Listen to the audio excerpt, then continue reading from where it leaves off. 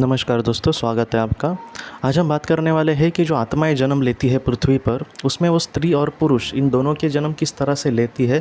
उसमें आधे जन्म उसके पुरुष के होते हैं और आधे स्त्री के होते हैं, ऐसा होता है क्या?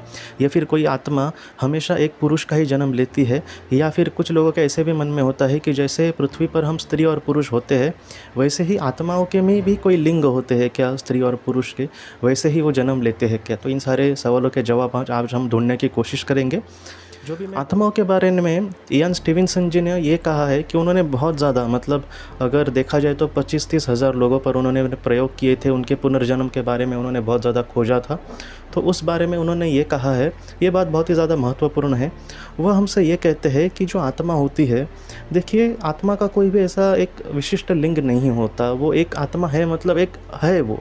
उसको हम कोई भी, मतलब पुरुष भी नहीं कह सकते, स्त्री भी नहीं कह सकते और नपुंसक भी नहीं कह सकते। वो अपने हिसाब से है वहाँ पे। लेकिन जब पृथ्वी पे जन्म लेने की बात आती है तो वो ऐसे लिंग का चयन करेगी। वो स्त्री बन सकती है, वो पुरुष बन सकती है। ऐसे शुरुआती जन्म दोस्तों तकरीबन 10-12 जन्म लेने के बाद उसको ये पता चल जाता है कि वो कौन से जन्म में बहुत ही अच्छा विकास कर सकती है। मैंने आपसे पहले भी कहा था कि जीवन में हम जो आते हैं उसमें जो हमारा आध्यात्मिक विकास होता है, आध्यात्मिक विकास मतलब क्या कि भगवान को मानना या फिर भगवान की पूजा करना, सुबह उठना और माला जपना, ये ईश्वर की, मतलब ये आध्यात्मिक विकास नहीं होता। आध्यात्मिक विकास मतलब जो सच्चा इंसान है। अगर कोई इंसान बहुत ही अच्छे से अपनी ज़िंदगी जीता है, एक ऐसा इंसान जो दूसरे के साथ हंस के सिर्फ बात नहीं कर रहा बल्कि वो दिल में भी खुश है उसके साथ बात करने में या फिर उसकी मदद करने में, जिसको आनंद मिलता है, जिसकी मतलब जो मदद करता है और कुछ भी नहीं चाहता, एक ऐसा इंसान, उसका आध्यात्मिक जो स्तर होता है वो बहुत ही ऊंचा होता है। तो इस तरह से आध्यात्मिक विकास जो होता है वो आत्मा का बहुत ही ज़्यादा महत्वपूर्ण होता है। इस आध्यात्मिक विकास के वजह से ऐसी जो आत्मा होती है वो ये देखती है कि वो स्त्री के जन्म में बहुत ही अच्छे से काम कर रही है या फिर पुरुष के जन्म में। तो इस तरह से उसका जो अगला जीवन होता है उसको वो ज़्यादातर ज़्यादा चयन करने की कोशिश कर सकती है। मैं आपको एक उदाहरण देता हूँ कि समीर नाम की कोई एक समझो आत्मा है। तो उसने तकरीबन 10-12 जन्म स्त्री के लिए है और 20-30 जन्म उसने पुरुष के लिए है। उसने पुरुष के जन्म ज़्यादा लिए है। उसको ये लगता है कि पुरुष के जीवन में बहुत ही अच्छे से वो काम कर रही है वो आत्मा उसकी। तो बहुत ज़्यादा गुंजाइश है कि वो ज़्यादा जन्म पुरुष के लिए। ऐसा नहीं है कि वो स्त्री के जन्म ही नहीं लेगा, लेकिन ऐसा बहुत ज़्यादा गुंजाइश होगी कि अगर उसने 1000 जन्म लिए तो हो सकता है कि 700-800 जन्म सिर्फ और सिर्फ पुरुष के उसके ले। लेकिन आत्मा लोक में ये भी चीज़ महत्वपूर्ण है कि हम, ये बहुत ही ज़्यादा महत्वपूर्ण बात है कि हम सारी चीज़ें सीखें। मैंने आपसे पहले भी कहा था कि सिर्फ 1-2 चीज़ें, जैसे अगर हमें 10वीं में पास होना है तो सिर्फ गणित में पास होकर चलेगा नहीं या फिर इतिहास भूगोल में पास होकर हमारा चलेगा नहीं। सब विषय में हमें पास होना पड़ेगा, तब ये कहा जाएगा कि हाँ तुम 10वीं पास हो गए हो। वैसे ही हम 10वीं पास को कह सकते हैं मोक्ष। अगर हमें मोक्ष तक पहुंचना है तो सारी चीज़ों को सीख कर, सारी चीज़ों में हमें पास होना होगा, उत्तीर्ण होना होगा और तब हम आगे बढ़ सकते हैं। वैसे ही मतलब ये क्या है कि ये एक उनके सामने रास्ता है कि जहाँ पर वो थोड़ा सा सिंपल उसका जीवन हो सकता है। इस वजह से उसको स्त्री और पुरुष का जन्म लेना पड़ता है। लेकिन सारे ही जन्म एक आत्मा ने शुरुआत की पुरुष से और वो जो मोक्ष मिलने तक वो पुरुष ही थी, ऐसा बहुत कम होता है, ज़्यादा नहीं होता ऐसा।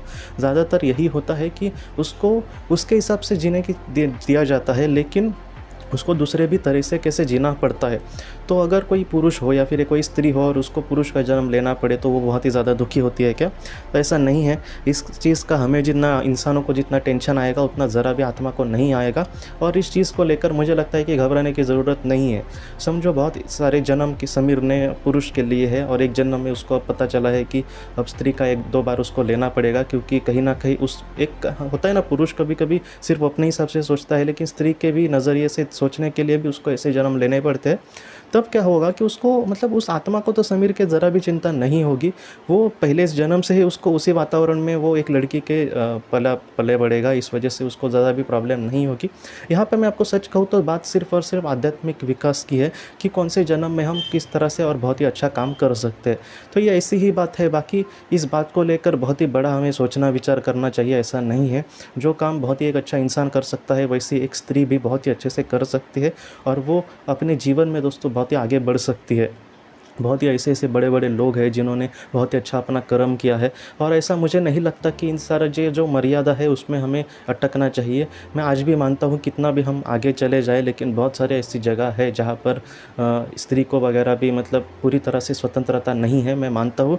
और ये बात एक्सेप्ट भी करनी होगी, खामख़ा मतलब हम कुछ भी अभी नहीं है, छोटे गाँव से भी कोई बड़ा बन सकता है। हाँ, ये बात ठीक है, लेकिन आज भी मैं देखता हूँ कि स्त्री को उस तरह से नहीं देखा जाता, उसको पूरी तरह से पढ़ाया लिखा नहीं जाता। 10वीं 12वीं के बाद वो अगर पढ़ने की कोशिश करे फिर भी उसको इतना मतलब कोई उदासीन जैसा ही वातावरण होता होगा, या फिर बहुत ही मुश्किल से उसके माँ-बाप तैयार होंगे। तो ऐसी भी चीज़ें आज है, मैं मानता हूँ, लेकिन ऐसी आत्माएँ कभी-कभी इसलिए भी ऐसा जन्म चयन करती है क्योंकि उनके जीवन में ऐसी मतलब बहुत ही बुरी परिस्थिति से लड़ना शायद उनके आत्मा ने चयन किया होगा।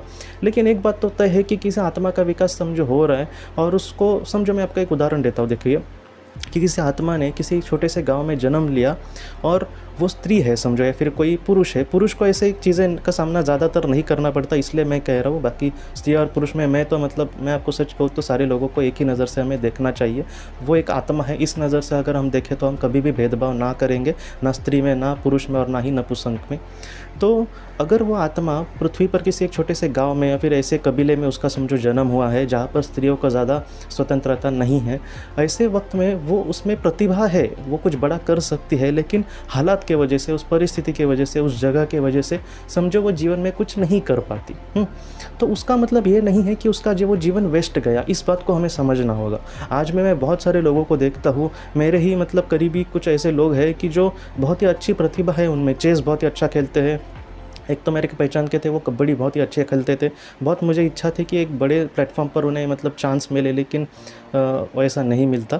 तो इसका मतलब ये नहीं है दोस्तों कि उनका वो जीवन ही वेस्ट गया। हाँ, हमें दिख सकता है कि वो वेस्ट गया, लेकिन अगर किसी चीज़ को लेकर उनके दिल में अच्छी भावना हो, कोई एक चेस का अच्छा प्लेयर बन सकता है, बनना चाहता है, कोई कबड्डी का अच्छा प्लेयर बनना चाहता है, और वो इस जीवन में बहुत सारी उसकी मर्यादाओं के वजह से अगर वो नहीं बनता, तो ऐसे वक्त में उसकी जब डेथ होगी, जो इस दुनिया से समझो चला गया, उसकी ज़िंदगी किस तरह से आगे बढ़ेगी उस तरह से, और वो इस दुनिया से जब चला जाएगा, तब अगर उसके मन में हो कि जो प्रतिभा उसके अंदर थी, जो प्रतिभा मिलती है दोस्तों, वो भी अपने आप उनके दिल में आ जाती है, ऐसा नहीं है। बहुत ज़्यादा गुंजाइश होती है कि उसमें पहले इसके मतलब पहले भी जन्म में शायद इन सारी चीज़ों की उसने प्रैक्टिस की होगी, उस वक्त वो एक बहुत ही बड़ा प्लेयर हो सकता है। मैं ऐसे लोगों की बात कर रहा हूँ दोस्तों कि जो कुछ भी नहीं सीखे और जिसके दिल में ही अच्छी प्रतिभा है। कोई खेल खेल कर कोई बहुत ही बड़ा प्लेयर बनता है, हम उसकी बात नहीं कर रहे। हाँ, हो सकता है कि वो भी खेल खेल कर अच्छा उसकी प्रैक्टिस हो गई है, लेकिन अभी जैसे मैंने कहा कि कोई लड़की है और वो उस छोटे से कबीले में है उसका जन्म, और वो कुछ भी कर नहीं पा रही अपने लाइफ में, क्योंकि वो ऐसे वातावरण में है जहाँ पर लड़कियों को ज़्यादा समझो कीमत नहीं दी जाती, उनको स्वतंत्रता नहीं दी जाती, उनके जो खुद के सपने हैं उनको नहीं उस तरह से देखा जाएगा। तो ऐसे वक्त में वो जब इस दुनिया से चली जाएगी, तब बहुत ज़्यादा गुंजाइश है कि अगले जन्म में उसका ऐसा जन्म होगा दोस्तों जहाँ पर वो जो भी उसकी प्रतिभा है या फिर जो भी उसकी इच्छा है, उसको लेकर एक बहुत ही अच्छी ज़िंदगी उसके सामने आ सकती है।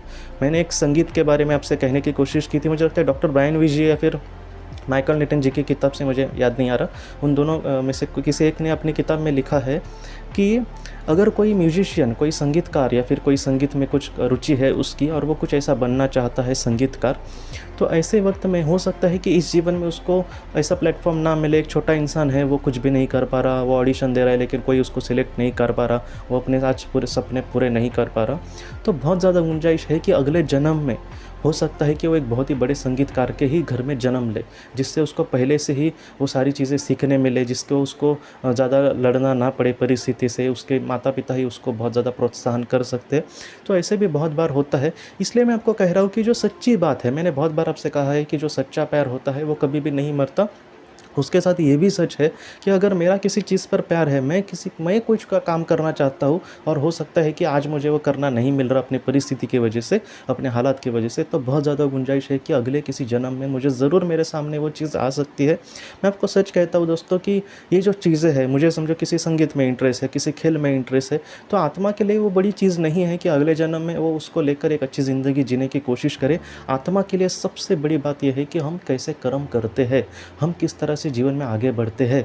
हम अगर किसी का बुरा करते हैं और हमारी बड़ी बड़ी आशाएं हो तो उनको ज़ीरो वैल्यू दी जाएगी। हमारे अंदर अगर सच्चाई है और ऐसे इंसान के सामने कितना भी बड़ा दुख आए, उसके सपने पूरा करने से कोई भी उसको नहीं रोकेगा। खुद ईश्वर उसको मतलब सपने पूरे करने के लिए मदद करेगा। लेकिन एक अच्छा इंसान दोस्तों, एक अच्छा इंसान, मैं आपको सच कहता हूँ, कोई बड़ा प्लेयर ना बने, कोई बड़ा खिलाड़ी ना बने, कोई एक बड़ा इंसान ना बने, लेकिन एक अच्छा इंसान अगर हम बने ना तो दोस्तों उस ईश्वर के सामने या फिर उस ईश्वर के आंखों में या फिर उस ईश्वर के या फिर उस महाशक्ति के आंखों में हम सबसे बड़े हीरो बनेंगे। चाहे पृथ्वी पर हम एक बहुत ही छोटे इंसान हो, लेकिन उसके सामने फिर भी हम बड़े ही बनेंगे दोस्तों।